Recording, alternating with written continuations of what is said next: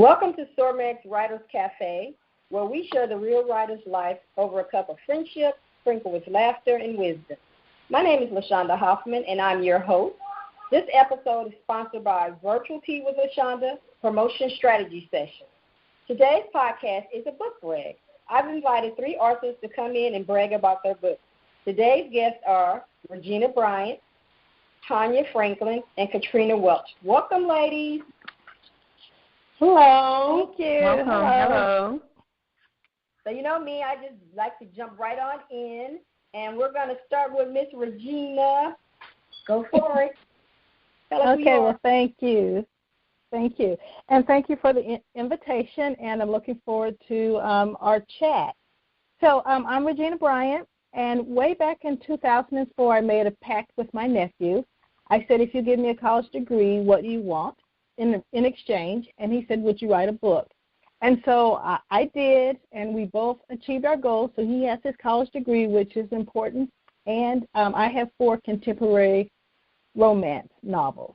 And so my first book was published in 2008. Can you believe it's been that long? And I just published my 4th novel, Grace Changes Everything, just a couple of months ago.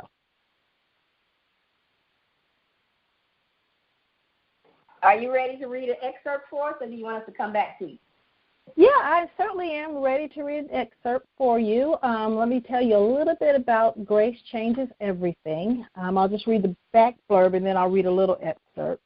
So 10 months after accepting the position of senior pastor at the West Aurora Baptist Church, forward-thinking Reverend Bradley White is questioning God. He does not fit in with the traditional congregation. West Aurora's newest member, Dr. Lori Reed, asked too many questions. Based on her joining testimony, the organic chemist is assigned a series of common ministry tasks, ushering, child care, and greeting guests, and she's failed at every one. According to some, there's no need for a chemist in the ministry. Inspired by Lori's earnest desire to serve, Bradley tries to help Lori fit in at West Aurora, and he soon discovers the perfect place for the super smart sister with a cute sprinkle of freckles across the bridge of his nose, in his arms. After the misfit minister and questioning chemist fall in love, they struggle to remain at a church that doesn't embrace either of them until Grace Changes Everything. What I'm going to read is a little bit from the middle of the book. There is some controversy because Reverend White is dating a member of the congregation, and of course there's another woman in there that thinks it should be her. And so the issue has come to the church annual board meeting, so I'll go ahead and start reading. When the motion to prohibit the pastor from dating a member of the church came to the floor, he reached for her hand. As Deacon Steele read the proposed amendment to the church's employment policy, Bradley gripped Lori's hand. Lori tapped Lee's wrist after her hand grew cold from the loss of circulation. He nodded and released the pressure. When Deacon Steele yielded the floor for his statement, Reverend White boldly stood and positioned his body so the entire crowd could see and hear him. I've been very open about my relationship, not that it's the church's business. We appreciate how you conducted yourself, Pastor, Deacon Steele began, but that's not the problem. And it is the problem. Steele shook his head twice to try and reconcile his thoughts. Lubertha Green blurted out, we just don't want any more mess in this church. The hall erupted in murmurs of oohs and ahs. It took a minute for the room to settle enough for Lee to read his prepared statement. He ended with, I won't answer any questions, but I will listen to any concerns you have. We mean no offense to you, Pastor, or you, Dr. Reed, Steele started. As we discussed, this is an issue the board must address. As everyone knows, the last pastor dated within the church and we lost members behind it. Steele finished with the agreement of half the members assembled. Because it was married, Pearl shouted. The room erupted again. Settle down. All we're saying is that membership is building back up and we don't want to see another decline. Someone in the back of the room hollered, well, what happens when it's over and you decide to take it with somebody else in the congregation? Somebody else said amen. Reverend White's foot crashed against the floor. You all are about to cross a line with me. Shall I go on? Oh, is that enough? Yeah, we want to know what's going on. Okay. So I'll read a little more.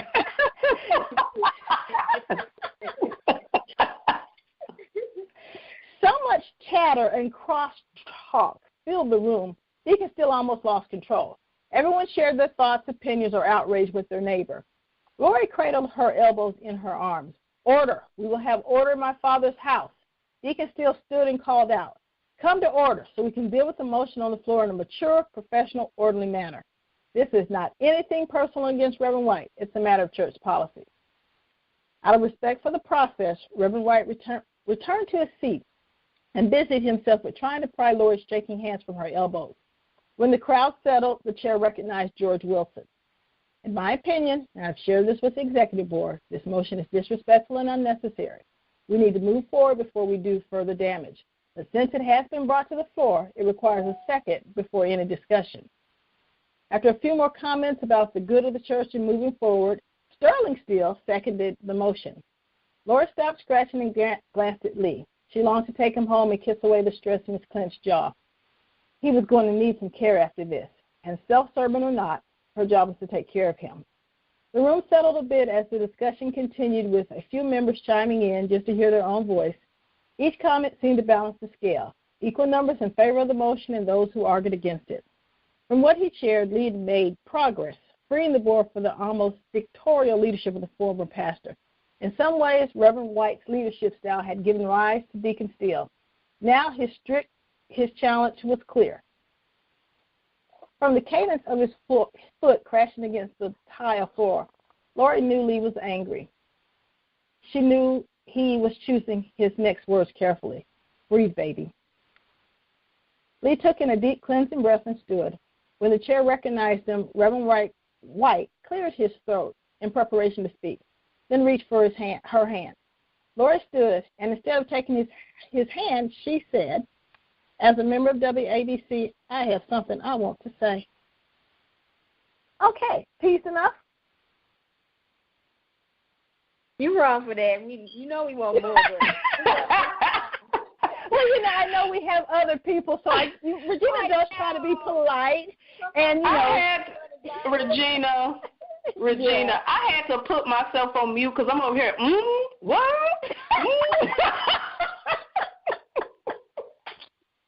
I keep myself on mute because I do the same thing. Well, then I'm going to put myself on mute. I will just share this. The book really is about fitting in and acceptance. Lori Reed, Dr. Lori Reed, is an organic chemist, and she's also she's an African American and very proud, but she looks like a white woman. Mm-hmm. And so part of the problem that she's having is people don't believe she's really black, and they're giving her heck about it. But it really is about how you have to find acceptance in yourself and of who you are. And then, of course, Reverend White is he's traditional, but yet he's trying to move the church forward because they're stuck in their ways, and they're giving him heck too. So he doesn't quite fit in. And she asks too many questions because she is a scientist, and she will ask the questions that we're not supposed to ask in church. And so she doesn't fit in, he doesn't fit in, but then grace does change everything. Mm-hmm. This is a romance, so there'll be a happily ever after. Okay. That piqued my interest. All right, Miss Tonya, you ready? I am. Thank you for inviting me on, and it's a privilege always. I have been writing actually since I was actually a teenager, but I didn't actually make the leap into becoming a published author until 2015. So that's been over 25 years ago. And I have always had a passion for writing. And currently I have four books. I write Christian fiction as well as business development as well. And I am taking the leap, LaShaunda, into Christian romance. So this my newest release is Love Impaired, and it is going to be my first Christian romance novel. So it's going to be a novella. So I'm kind of testing the waters here to see if I know how to write romance. So I'm going to read an excerpt from Love Impaired. And to set this up, it is about a young lady.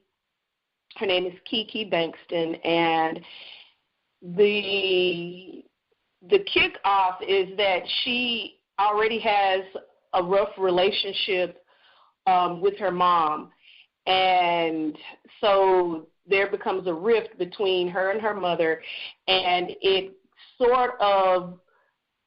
gives her a bad taste in her mouth in regards to men and relationships. So I'm going to read a little bit of that, and then I'm going to go into the excerpt.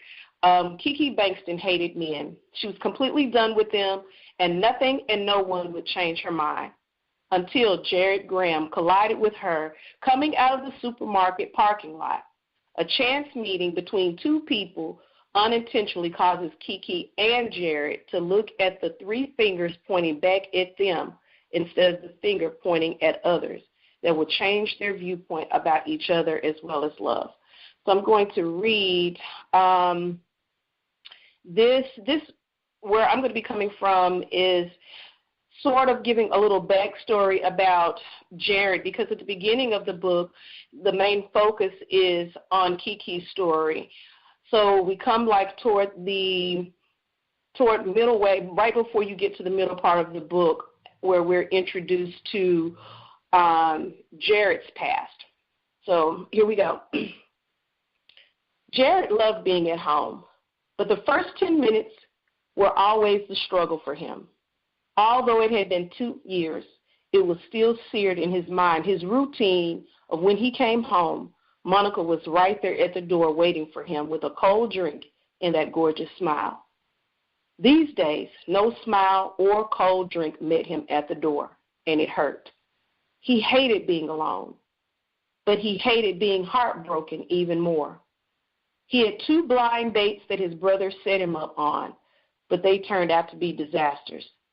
Jared just wasn't ready to date, and he didn't know if he'd ever be ready again. That fateful day, when he came home early and didn't find his Monica there, he figured she was still at work and didn't even flinch in worry. But after his usual getting off time came and gone, and he hadn't heard from her, he decided to call her. When he didn't get an answer, he became worried that something had happened to her. He hopped in his car and drove nearly 16 miles to her small cottage outside of town. To his surprise, he saw his boss's car in her driveway. With pierced eyes of concern and a feeling he couldn't quite describe and shake, he turned the motor off to his car, parking it nearly 2 blocks away. He walked up to the house and walked around quietly to her bedroom. Through a tiny crack in the open curtain, he could see what his eyes dreaded and his stomach couldn't handle. Vomiting right there where he stood, catatonic as he walked back to his car. His boss and his woman? Was this why she urged him to take that extra shift? So she could screw around with his boss? To this day, Jared doesn't know how he even made it back home. He remembered pulling in the parking lot. Getting out, Jared packed up the few things that Monica kept at his house and set her boxes on the front porch. He drunk himself under his own bed that night, which was something he rarely did. After waking up, the chirping birds made him want to pull out his Bible, which he did. He poured into the words that comforted him as much as it broke him. He cried and cried until his soul was empty. Nothing now was left in his heart except distance.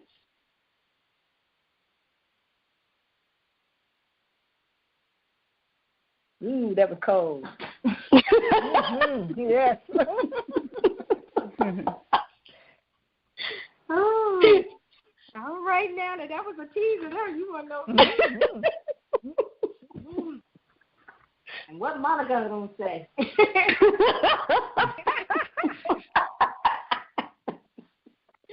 That was a good excerpt. Thank you. Are we ready? Thank you. You still there? Did we lose you? I couldn't hear you. I was asking, are you ready, Miss Katrina? Yes, ma'am, I am. All right, well, you're on. Okay. Well, hello, everyone. My name is Katrina Welch. I write under my pen name, which is Katrina Vantassell. I'm the author of The Wait, which is a story of hope and redemption. I chose this pen name. Vantassell is actually my middle name. It's a name that my grandmother gave me, and through the years, I always wondered why would she name me Katrina Vantassell after the movie The Sleepy Hollow, because that happened to be one of her favorite movies with the Katrina Vantassell who wore the can-can dresses, and then her teacher's name was Katrina Vantassell. So she just got, she was just, excited to give me that name because of her favorite show and her favorite teacher. So I decided that when I start writing, I was going to go ahead and rock that name. I had been writing for about 15 years now, but never went forth with the publishing. I started out with writing fiction. However, this book, The Wait, which is a story of hope and redemption, is birthed out of a time of brokenness in my life. It deals with brokenness in relationships and the consequences of the importance of keeping God in the midst of your relationships and the consequences of leaving him out of the equation.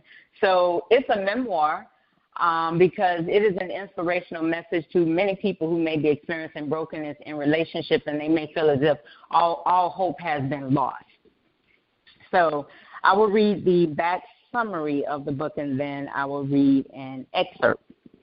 And the summary states, after experiencing hardships encountered as a single teenage parent, suffering the loss of a child to a hit and run, dysfunctional marriages, much adversity and ridicule, Katrina Vantassell found her life to be in dire straits. Alcohol binges became her temporary source of comfort, but God used those storms to catapult her into the ministry that she was chosen to do. The Wait is a powerful story of hope and redemption. It is an inspirational message to many who may be experiencing or have experienced hidden abuse and brokenness in relationships. You may feel trapped in a cocoon with no way out. You may have lost your self-worth and identity. You may find yourself walking on eggshells. But when God is for you, who can stand against you? God will make your name great. He will elevate you and make your biggest mistakes your greatest testimony. What the enemy meant for your harm, God will turn it around and use it for your glory. So if you find your life in dire straits and you feel all alone in this, know that there is still hope. God will turn your mess into a message, your test into a testimony. He will meet you right where you are, just like Jesus and the woman at the well, just like Paul on the road to Damascus. Let no one rob you of your dignity. Know your worth and own it. What the naysayers think is a non-factor. So that is the summary on the back of the book, and I'm going to read an excerpt from the book. A year had gone by since being separated. Though the healing process had begun, I often found myself struggling with loneliness. And because of my vulnerability and desire to have a male friend, temptation seemed to knock on my door. Men who appeared to fit the description of the mystery man in the dream would approach me. Most of them were obvious counterfeits, but there was this one who was a well-wrapped Ishmael. One morning, I was on my way to drop the kids off to daycare and school. As I was driving down the street, I noticed a garbage man trying to flag me down. Without a second thought, I pressed the gas, rolled up my windows, and flew past him. I looked out of the rearview mirror and noticed him hanging off the garbage truck, shaking his head in dismay. I was determined not to give him the time or the day. I was already faced with a marital dilemma and did not need the extra headache. Besides, I had heard a thing or two about those city men, and dating a garbage man was definitely at the bottom of my list.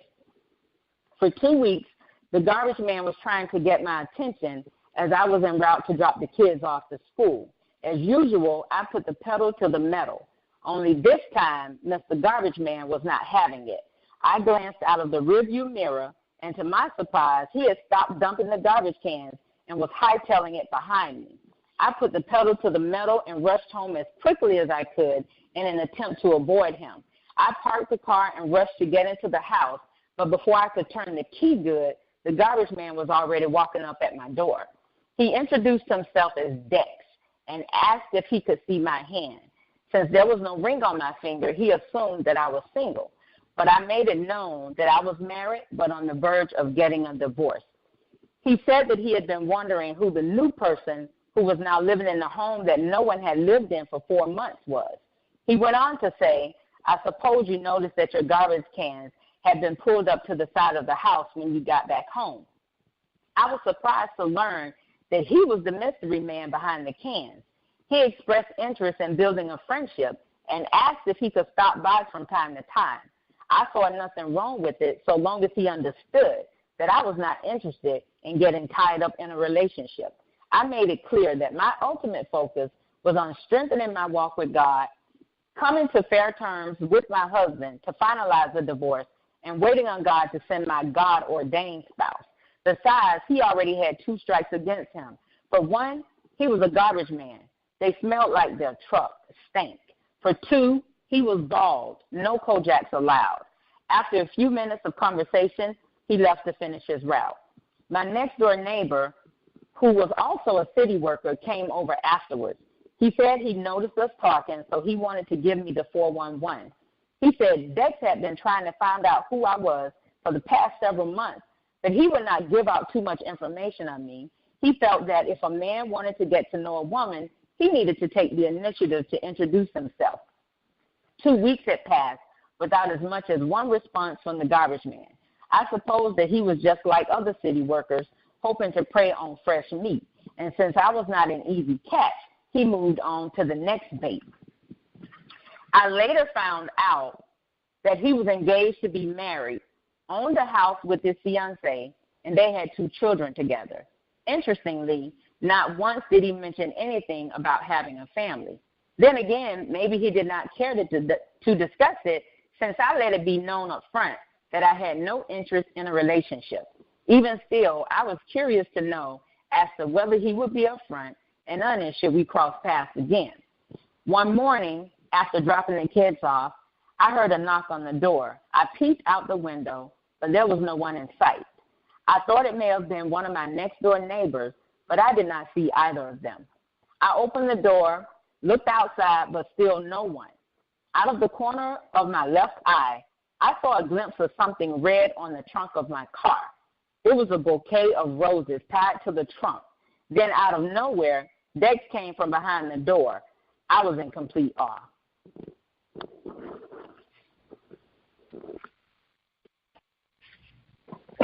All right.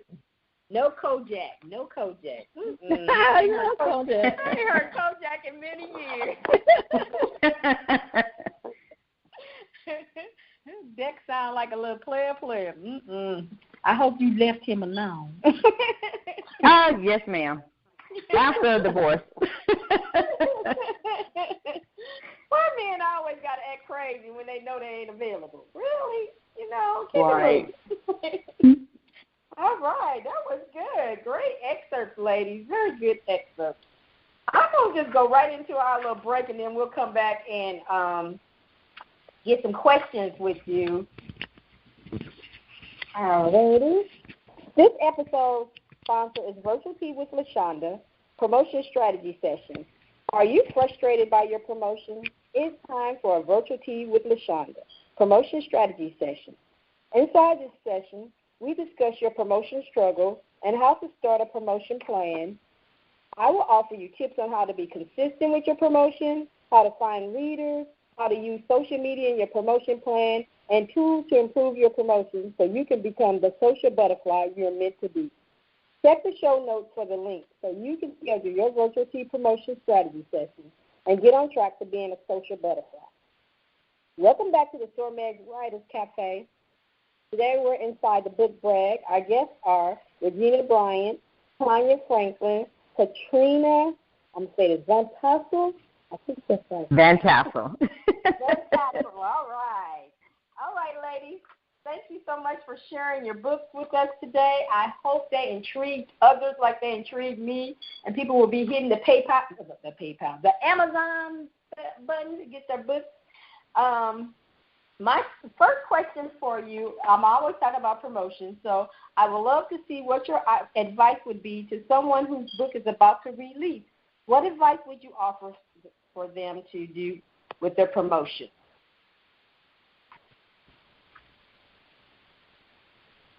Can I say call LaShaunda Hoffman? That's so mad. Hey, totally. No, seriously, you are essential in, this is Regena, you are essential in my plans. And I think that what people are missing is that, writing a book is one thing, selling a book is another thing. And so, the basic question is, do you have a plan? And so part of your book strategy has got to be spending some time with your plan. How are you going to promote it? That's I think that's huge. If we could get our promotional plans in place and then follow those plans, plan your work the plan, do it with a sense of purpose and urgency, I think people would see better results. Listen to the butterfly. She has learned some things. I'm glad to hear you say that. I know you've been trying to stay in your cocoon, but I told you was ready. What do you say, Tonya? I agree. Having a plan is really, really important, and it's key. I know that when I did my first book, I didn't have a plan. I just felt that, I wrote the book, it's on Amazon, and people will come. I just had that mentality, and I learned quickly that by the time that I did my second book, that wasn't going to happen. And so it's really important that you have a plan. It's also key to make sure that you set goals, that you set some type of goals on what it is that you're trying to accomplish with the book as far as when you're preparing to release the book. And don't wait until the book is out. Already start implementing your plan even before the book is out. That's good advice. Very good advice. I think a lot of authors have the if I write it, they will come mentality. Mm-hmm. And I always tell people, don't wait till the last minute to promote your book. Mm-hmm. I told somebody that this weekend. She was all excited her book is coming, and I was like, what are you doing before the book comes out? And she's like, oh, I got bookmarks. And I'm like, it's more to it than that. It's not. That's right. But bookmarks not going to sell the book. You got to get out there and start telling people about the book. You got to hand those bookmarks out. And so I think that a lot of people miss that because they're just so, especially if this is your first book, you're just so excited about your first book. Mm-hmm. You just think that everybody knows that you have a book. I've had my book out here for 3 years, and I still get people come up to me and say, I didn't know you wrote a book. So right. There's always somebody that doesn't know you have a book. Katrina, you're a new author. What advice would you offer? I would say to have a consistent plan, build your platform. If they haven't started building a platform, then they definitely need to start it now. I would say attend as many author seminars as you can. Book festivals, I would say to attend those as well, and do some heavy networking. Mm-hmm. Those are good advice, very good advice. Today I talked about when I do virtual key sessions with people, one of the things they always say is nobody's buying books these days. And I think about how many books I buy, and I'm like, no. They're just not buying your book. And so I know not having a plan can hinder you with book selling, but what advice would you give somebody if they come to you and they say, well, you know what, my book has been out here for 3 months, I've only sold one book. What can they do to up their promotion plan? What can they do to get people talking about their book and wanting the book? I would say that you can even repurpose the content that's in your book. Your book is it's a treasure box. Especially if you've written a good book, take the opportunity to pick that your book apart. Some of the themes that's in your book. You can blog about them. Be a guest on shows like this. You can create workbooks. I know for one of my books, I created a workbook to go with it in a webinar. There are different ways that you can resuscitate your book to get people back into view of your book. I think that it was something that you did also, LaShaunda, that you talked about a particular topic from your book, and people were like, well, wait a minute, I didn't know that she wrote a book. And then when they found out, they were like, oh, wow, okay, this book has been out for a while. And that created like this sense of urgency because you pretty much did some kind of, you re-promoted it.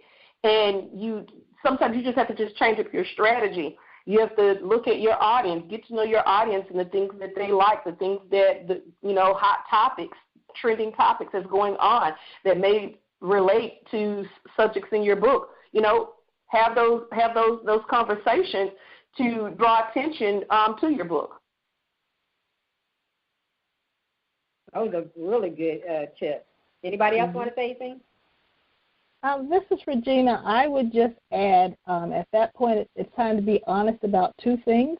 The work you're putting into promoting your book, and it's probably an opportunity to have a discussion with yourself about money, because it costs money to make money, and unfortunately some people aren't prepared to spend any money to promote their book.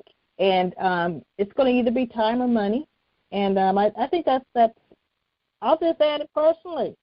That gets me every time. Man, I tell people that all the time. You're either going to put in the time or you're going to put in some money. Sometimes you're going to do both, to get yourself out there to sell things. I know, and I tell this story all the time. The first week that my book was out, I heard nothing. Crickets. And my husband, they always tease me like, what you thought you were going to be on a New York bestseller? I'm like, yes. That was the big idea. And then I had to revisit my goals. And yes, one of my goals is to be on the New York bestsellers, but I knew that wasn't going to just happen. You got to work it. You got to work it. You got to work it. And one of the things that when I realized was that I hadn't told anybody. I put it out there, and I didn't listen to nothing I told myself to do. I was just like, oh, I got a book. I told everybody on Facebook they're going to buy it. No, that's not how it works. And so I had to sit my little stuff down, open my plan back up, and say, what is it I need to do? Okay, I need to do some blog interviews. Okay, I need to do some talking on some podcasts, or maybe I need to do some interviews for other people. Let other people know that I have a book.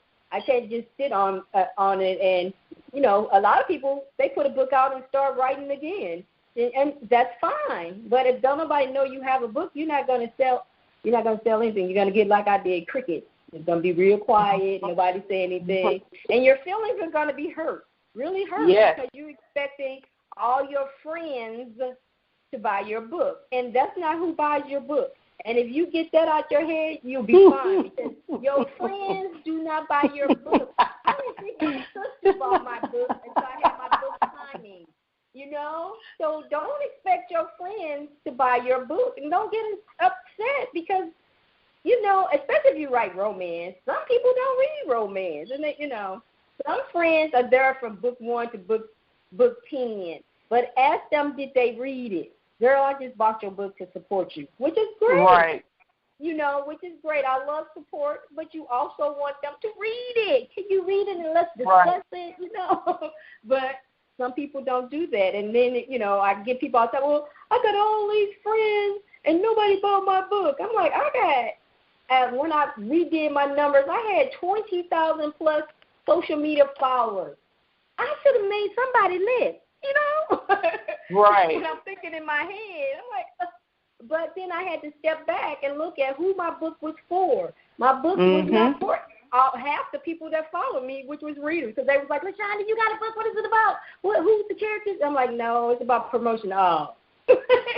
You know, it's tricky. You know, and I was like, and then half the other people that was on there, they already know how to promote their book. So I just had just a small section of people who needed a book about promotion, you know, and I had to figure that out, that, okay, all my followers are not going to buy a copy of this book. You know, and still people who really need the book still ain't going to buy a copy because they ain't ready to invest in themselves or they ain't ready to learn how to promote. They just want to whine about it. You know, so you're going to always have that when you're dealing with promoting, when you're dealing with selling stuff. You know, so don't get discouraged when your book comes out and you only sell one copy. That's okay. That's one reader closer to building your readership, you know. And so you just got to say, okay, what I need to do, because I need 10 to 20 more readers. So I need to up my game. And that's how I always say, if my PayPal ain't blinging, I need to be up in my game because somebody don't know nothing about my book, you know. And so I always remember that. That's Katrina, I went on my rant. Do you have anything you want to add? I just wanted to reiterate what you all already said. You definitely have to invest. If you're not selling books, it's time to, you know, invest in, you know, a social media marketing expert that can, you know, lead you. And also, in addition to that, you could very well have a bestseller, but if your content is not drawing people in on your social media, you could have a problem.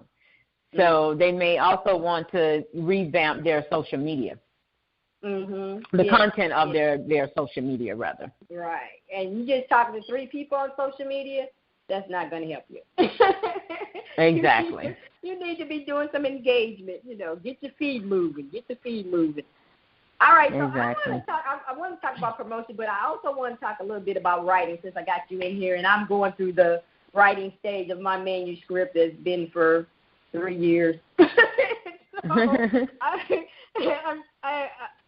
For me, the hardest part of writing is letting the book go. I have a hard time with that, and that is why I'm not publishing fiction, because I have a hard time with saying, LaShaunda, the book is done. I had no issues with when I did my nonfiction, because you just, you know, you go from point A to point to Z. But when you go fiction, you just keep on trying to improve it. And today I was at work and I was like, why are you reading it for the 15th time? You need to send it somewhere. Get somebody else read it. So I just would love some advice on how do you let go of the book and move on and say it's done. You know, this is Regena, and, you know, I'm kind of quirky in a way. You know, after I put so much work into something, I get mad at it. And I get mad because I'm like, you know what, I've done too much to not finish this. And when I hit that point where I'm mad and frustrated at the book, I go ahead and get it finished. And I know there's that line between, you know, wanting it to be perfect and wanting it to get done. And so I think that it's time for you to let somebody else see that book, because all you're doing is you're on a wheel, and you're just going around and around, and it's time for some other input. And I know when I talk to aspiring authors, they get really, you know, I don't want to share it with anyone because I think somebody's going to steal my idea, they're going to steal my book, or I don't want to share it with anyone because I'm not ready for the feedback.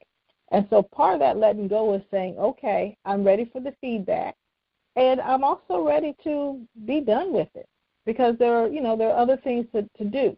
So, Mrs. Hoffman, are you ready for the feedback? I think that's the scary part to me, is the feedback. You know, I'm like you now. I'm at the angry stage. I'm done with this. I'm move on. I got so many ideas in my head. I want to start something new, but I'm like, you got 3 other books you got to finish. You know, and so it's frustrating. And I think that I do have to let my child go and let somebody else say if it's pretty or not. You know, so I think that's the challenge now. I have a couple people that say they want to do beta reading, so I just got to work up the nerve to hit send. So pray for me. Yeah, I agree with Regina. And another thing that helps me is that I try to put deadlines on myself. Does not always work, but I try to put deadlines to where, okay, I'm going to give myself this amount of time to finish the book, this amount of time to edit, this amount of time to send it to be published and that sort of thing. So that, you know, a lot of times I'm like at the wire, so that helps me to cut things off. And usually when I'm prepared to close on a book, I'm always speaking to myself to say, and I have to fuss at myself to do this, to allow the reader to get something out of the book, allow them to have the opportunity to dream in the book, and not me just give everything to them. As far as with the editing, I'm getting much better at letting that go, because I'm good at feeling like I got to edit it 9 million times. And, you know, just goes back to what you all were saying about, you know, that level of perfection, is that sometimes the greatest aha moment comes out of the most imperfect situations and circumstances. So I try not, and it's hard, I try not to stress so much about that, about making sure that it's so perfect, but just to allow it to have enough room to breathe and to be comfortable as an author. Oh, that's very good. Thank you. You have anything you want to say? I like your let it breathe. Yes, I do. I would say to not continue to hold on to it, let someone else read it, or let an editor read it, because the longer you continue to hold on, your thoughts are going to keep reeling, and you're going to wind up revamping the chapter over and over and over and over and over. So again, I would say just pass it off, and, you know, if you're sending it to a publisher and, you know, depending on if they have an editor in-house, let somebody else review it, because when you get that contract, or if you self-publish and you get an editor anyway, they're going to go through it anyway and revamp and change some things or restructure to make it, you know, sound better. So, and then when that comes, when it gets to that point of the editing, you'll have a chance to revisit that manuscript again, but you'll just be another step further now, because now you're with the publisher, as opposed to having it to yourself and, you know, getting nowhere because you keep trying to, you know, redo it, you know, on your own. That's a good point. That's a good point. I told myself that too, because, you know, you can, like you said, look over and over and over again. And it's, with me, that's one of the reasons I'm not published, is because I always think that books can be better. And so I'm like, you know, and I don't put a deadline on it. I don't say, okay, I'm going to be done by this time. And I think I need to be a little more stricter with myself. And I think it's because I'm not with a publisher. I'm doing it myself. And so I'm like, it's just got to be just right. You know, and 3 years in, I don't think it's going to take that long. No, ma'am. That's just procrastination, LaShaunda Hoffman. You just let fear sit on the couch with you again. You just sitting there laughing at you, and I'm like, oh, go away. So, you know, all right. Somebody's phone ringing. All right, since I have admitted my biggest issue with my writing, what is your hardest thing for you with writing?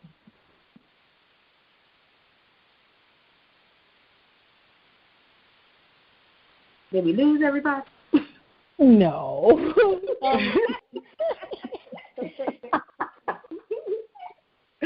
It's all hard. I guess I'll go first. Hardest thing. Oh, the hardest thing is knowing how to. Let's see. The hardest thing. I think the hardest thing is knowing how to not be repetitive and to be predictable in the story. Mm-hmm.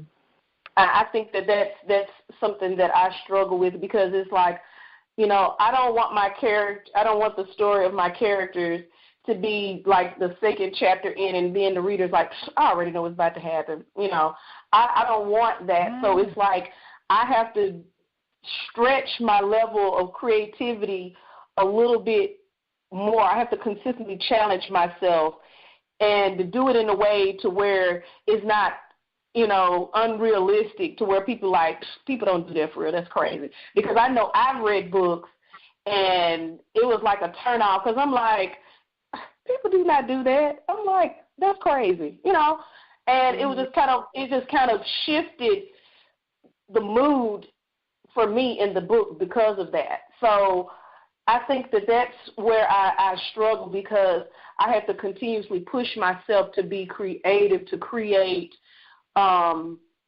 new situations, and even to create different perspectives, even in situations that's common.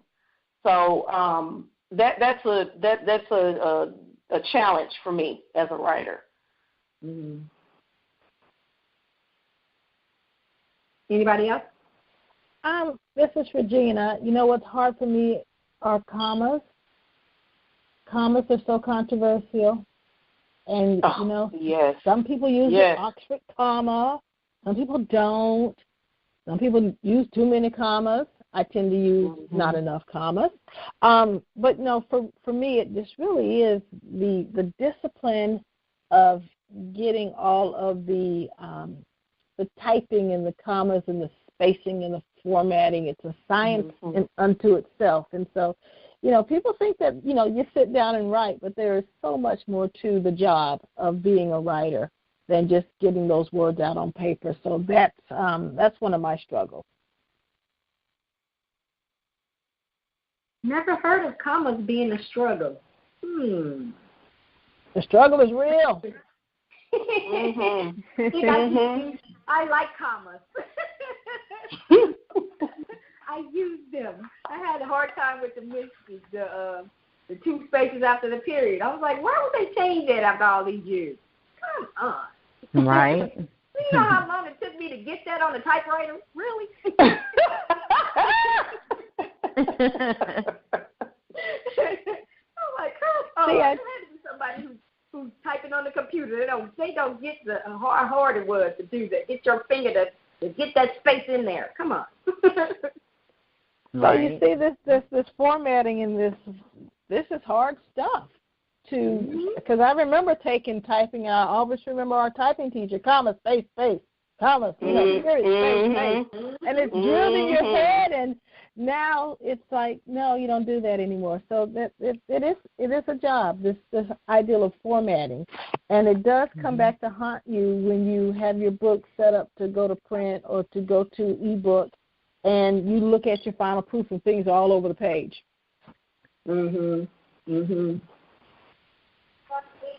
Yeah, I always admire somebody who says they type their whole book on their phone. I'm like, oh my, what? Oh no. What?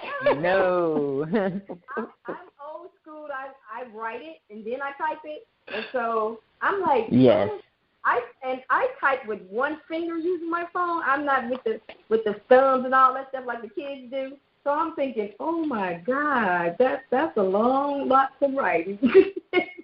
But if you do a survey on your Facebook and find out how many people type their books on their phone, I was like, wow, that was a whole new way of writing your book. So I guess you got to move with the times, you know. Oh wow, I don't know about that. Oh my. No, I like the old school. I use my Evernote a lot for taking notes, and I write blogs and I write Facebook posts and stuff using my Evernote. But I can't imagine writing a 350-page book on Evernote. No, that would drive me crazy. But I jumped into a conversation one time, and they were talking about that, where they write those stories at, and I was like, on your phone? And there was a bunch of them that said they admitted that they did that, and I was like, wow, I have more power to you, because I just can't even imagine it. But, you know, if you're on your phone all the time, that's what you do. So, Miss Katrina, did you have anything you want to say? What is your worst thing in writing? I would say the biggest challenge I had is laying it out using an outline. Okay. Because you have to, depending on what the subject is about, you have to make sure that the subtopic within the chapter matches the chapter, and that the chapter content and everything matches the title of the book. Mm-hmm. So for me, it was the outlines, for one, to write down exactly what I wanted to put in the book. And then once I wrote down, and I took it from different scenes, of in my case, different scenes in my life, or even if you're fiction, everyone has different scenes, for everything.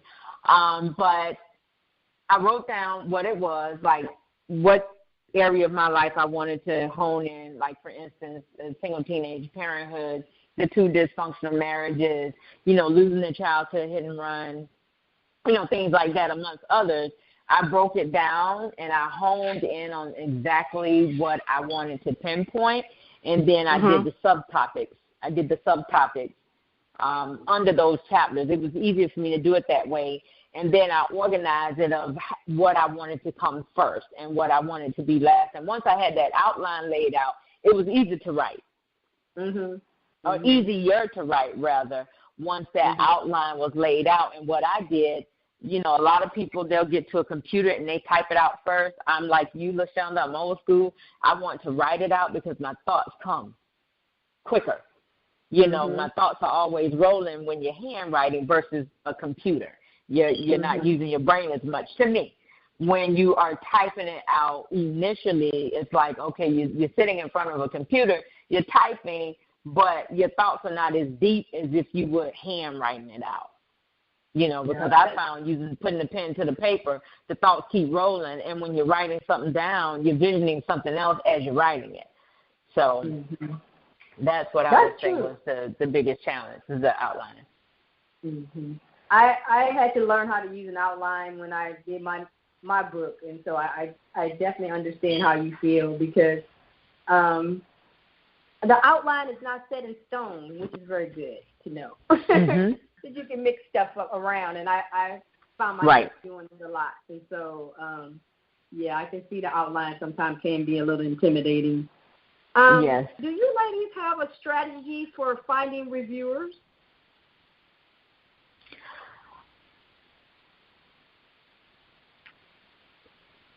Go ahead. I don't really. There have been times where I've just put out an excerpt and just ask people to review it, to read, to get some previews. But I really don't have a particular strategy for getting reviews. I might need one, but I don't have one. This is Regena. I am just getting to the point where I'm asking for reviews. And that's something I wasn't doing. It was always a pleasure when a review would show up and be like, wow, they thought enough they cared enough to write a few words. But, just really asking people for reviews. When people say, hey, I really enjoyed the book, I ask them, well, would you mind posting a review? And so I probably need a strategy, but, coming out of my caterpillar stage, I'm just getting to the point where I am asking people for what I want and what I need. And so that's my first step, to ask. And if I could quote a mutual friend of ours, LaShaunda, a closed mouth don't get fed. KD King. You don't make words. And she taught me that years ago, and I will never forget it. You have to ask for what you want, because how do people know? And especially people who want to help you and want to support you, but they're not really savvy in all this promotional stuff. They don't know how, what it means. And so you just have to ask people and not be afraid to ask people. And I'm working on that one. That's a good lesson, though, because I learned that too. I told them I want to get to 25 reviews. I put it out there. I said, you read my book, can I, write a review? And I got my 25 reviews because I asked. And so I tell my clients that all the time. Like you said, somebody says, oh, I enjoyed your book, ask them to write a review. That's your strategy. It might not seem like a big, long strategy, but that's actually the best strategy that you have, because if you don't ask them, they won't write the review. People are afraid of reviews, I think, because they think they have to write this long thing. But you could just say, I love the book. That's a review. Somebody might be all they wanted to hear, just to push them over the edge to buy the book. So, a lot of people don't want reviews that's going to tell the whole book. They just want a short thing to say, hey, I enjoyed this book, and it's worth me spending, it's worth you spending some money on, and I think everybody's strategy, the first strategy you should have with reviews is to ask, to say, hey, can you write a review for me? And I tell my clients to try to put it on your schedule.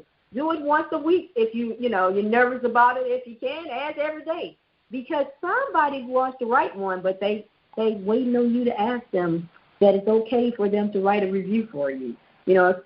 And people who love your book will talk about your book. They will talk about it. They're going to share with people. Ask for the review. Ask for the share.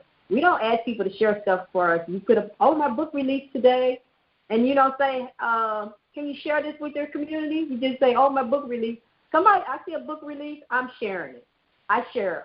If I see somebody say they have a book release, the first thing I'm pushing the share button. They didn't ask me. I'm just sharing because somebody needs to know about your book. So next time somebody sends you a review, say, hey, thank you. Can you post that on Facebook? You don't got to go to Amazon to post a review. Post it on Facebook. Then somebody hopefully will share it to somebody else so they know about your book. So that's your strategy. One thing, ask. All right. We are almost at the end of our conversation, ladies. This has been great. Hold on. I have one more question. How much time do you devote to marketing your book? A lot. a lot, but still not enough. Usually when I'm preparing to release a book, I try to do 3 to 6 months. I know for my first big novel, I actually did an entire year. I marketed the book. I pushed the book. I did an actual book tour, a virtual book tour, where I was doing all kinds of stuff just so I could, get some recognition and promote the book. So, but usually 3 to 6 months is usually how much I spend, and I'm learning now that, I know it, I just don't do it, about making sure that I'm consistent. And that's something that I'm beating myself up on, because I need to be more consistent with it. That goes back to what we were talking about earlier about setting goals and that sort of thing. So that's what I would say. That's how much I spend. This is Regena. Clearly not enough. Well, this is Regena. Clearly not enough. Why you feel that way? Well, that's my learning edge, and that's what I really need to begin to understand. I will share this. One of the reasons I have not jumped out there is I felt like, when I discover a new author, I read their first book, I go back and look for more. And so I think I wanted to work myself to a point where I had the more. So now I think I am ready to spread those wings and get out there and promote, because someone will hopefully pick up one of my books and say, oh, I like this. I'd like to get another one, and there's more there for them. And so I think that's one of the reasons got a lot of reasons, but I'm going to say that now that I feel like I've got enough out there, so there's a bit of a catalog, there's some depth, so that once people, because people will, if they like your first book, they will go back and get the other one. I know I do. So I just wanted to make sure that, you get a little bit more bang for your buck. When you get your name out there, you get recognized, people go looking for you, there's something more to find. That's actually a good thing to do, and you just have to know that it'll be a slower process versus just, promoting. And the thing about promotion that a lot of people mess up on is that they say, oh, I'm not being consistent, and then they stop. And the thing about promotion is you can pick it up. I could tell my clients all the time, you decide how much you want to promote. And you decide that by your goals. What are your goals for your promotion? You also can decide that about how much you're getting paid. If you got one book, you're going to be doing a lot to get yourself out there. Now, like you're saying, you got 3 and 4 books, then you can kind of slow up your promotion because you got a catalog. When you got one book, you work your tail off trying to get that book out in front of people. But when you have more than one book, that one book will sell the other book. So if they bought the 3rd book, then they'll go back and get the 2nd and the 1st book. And so your promotion, you don't do as much promotion as you grow with your book. And so you got to build it up. You got to build up to that. And a lot of people, they get stuck and they go, I push Miss Regena a lot because I tell her that you're doing great. I see you out here. If people don't see you, then they can't talk about you. You can't get on Facebook once a month and think you're going to sell some books. It's just not going to happen. You don't have to be on there every day, but it's got to look like you are. When people see me on Facebook, they're like, oh, you doing this, you doing that. How you doing this? How you doing that? Scheduling is my thing. I work a full-time job. I got 3 crazy kids and a husband. I would love to be on social media 24/7. I just look like it. Now I'm on Facebook. Yeah, most of the time I'm on Facebook the most because I can get on my phone with it. But all the other sites that I'm on, I have it all scheduled out, and so it goes that way. And I notice when I'm not promoting, I don't see any sales. I'm not selling tons and tons of books, but if I don't promote for that week, I don't make any sales. And so, and I realize that the more I promote, the more people see it. The less you promote, the less people see it. So you always remember that's what it is. It's not about, oh, I got to be on there every day. You choose how long you want to be on there. If it's once a week, then look at, okay, I promote once a week. Then you go look at your stats. Did I sell any books?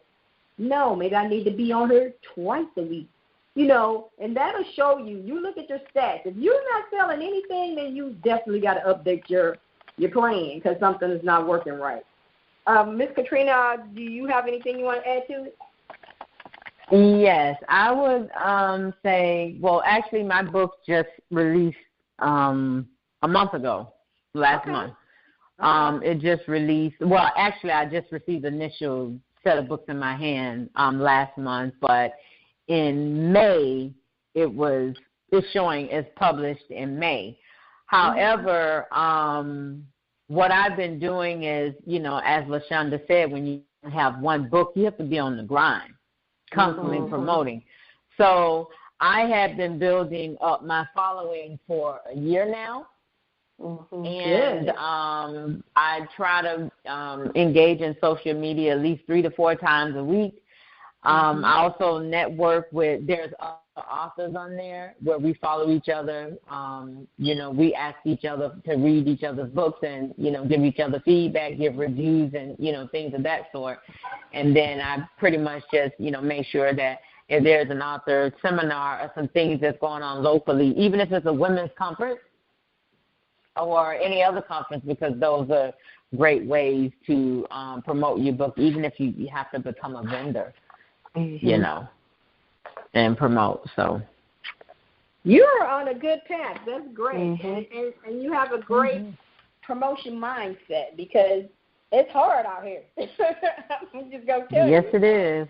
You got a whole bunch of other books that people can choose from. And so it's a blessing when somebody says, yes, I want your book. And a lot of people think that they're obligated to buy your book. Nobody's obligated to choose your book. And so you have to make it worthy of them to say, okay, I want to spend some money with this person. I want to become one of her readers. And when her next book comes out, I'm going to hit the buy button and buy the next book and the next book and the next book. But that takes time to build up to that. If you don't come off the fence going, yay, everybody loves me and they want my book. No.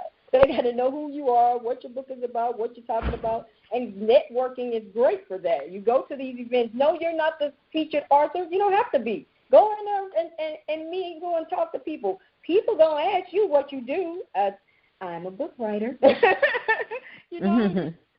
Don't be the shy person. This is your time to be the social butterflies. I always say, don't be that fly on the wall. Get out there and let people know that you have a book. And you will make connections and probably sell a couple of books, and you're not even a vendor, and that's a successful event. Right. All right, so how can readers discover more about you and your work?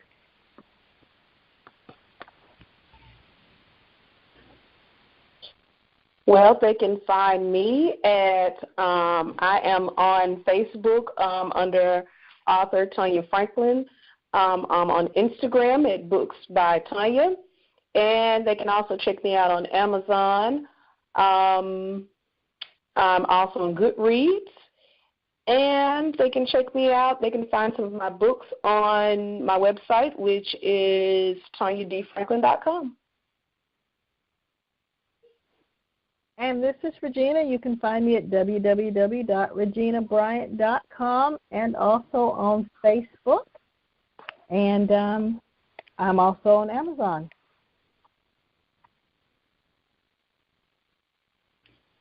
And this is Katrina. You can find me on Facebook under Trina Vantassell. You can also find me on Instagram and Twitter at Trina Vantassell is the username. My website address is www.trinavantassell.com, and you can also find me on Amazon under the author name Katrina Vantassell, and I'm also on Goodreads under Katrina Vantassell. All right, that's good. Everybody's on different platforms. That's great to get yourself out there to different readers. I want to thank you, ladies, for being my guest tonight on the Sormag's Writers Cafe. I appreciate you sharing your wisdom with us today. I would like to thank our sponsor for this episode, Virtual Tea with LaShaunda Promotion Strategy Sessions. Check the link in the show notes to order your promotion strategy session. I want to thank our listeners for taking the time to listen to the podcast. I have 3 requests for you. Subscribe to the platform you're listening to so you don't miss an episode. Please feel free to write a review and let me know what you think of this episode. And please take a moment to share the podcast with your community. Somebody out there needs a good book in their life. If you have any topics that you want us to discuss on the cafe or would like to sponsor an episode, send to onesormag@gmail.com. This is LaShaunda Hoffman, and I will see you on the next.